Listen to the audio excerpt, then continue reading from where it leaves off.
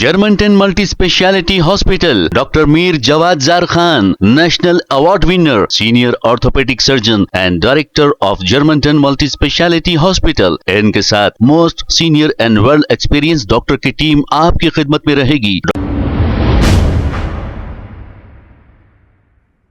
अस्सलाम वालेकुम नाजरीन, 7H न्यूज सच को रखे आपके आगे।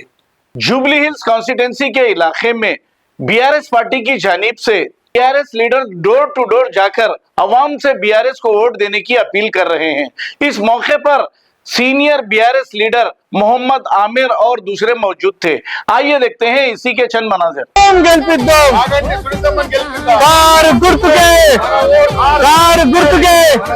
जय तेलंगाना।